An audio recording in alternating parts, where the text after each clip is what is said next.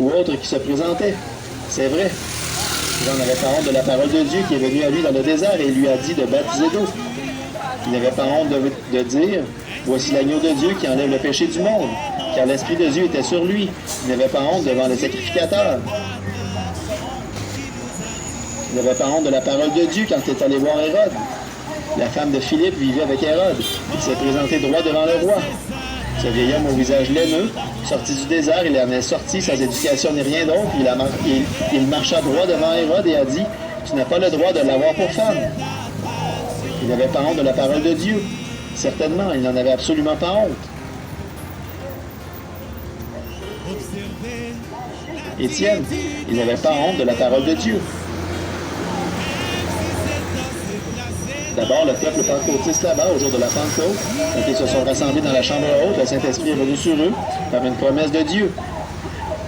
Luc 24, 49 dit « Voici, j'envoie sur vous la promesse de mon Père, mais attendez, dans la ville de Jérusalem, jusqu'à ce que vous soyez revêtus de la puissance d'en haut. » Et la promesse même que la parole de Dieu leur a promise « Voici, j'envoie sur vous la promesse de mon Père, mais attendez-la. N'ayez plus ni théologie, ni instruction, et ainsi de suite. Attendez d'être revêtus de la puissance.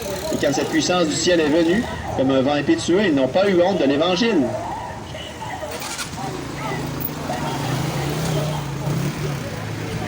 Pierre s'est levé et a dit « Repentez-vous chacun de vous.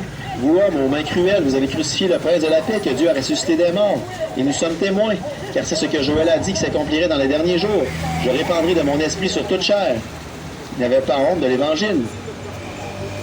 Le petit Étienne, comme je l'ai mentionné il y a quelques minutes, quand il est passé par là comme une tornade, ce n'était pas un prédicateur, il n'était qu'un diacre, mais il témoignait partout de la résurrection. Il avait rencontré Dieu.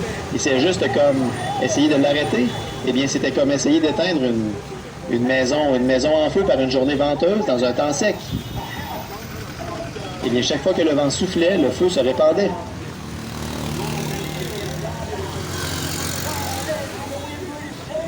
Ils l'ont fait comparaître devant le grand conseil du Sanhédrin.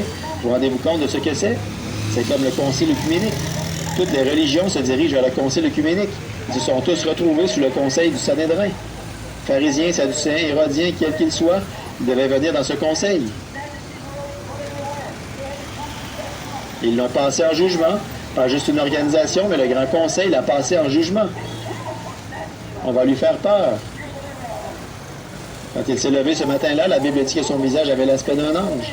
Il a dit « Homme frère, laissez-moi vous parler. Nos pères habitaient en Mésopotamie avant de venir à Charan, ainsi de suite. »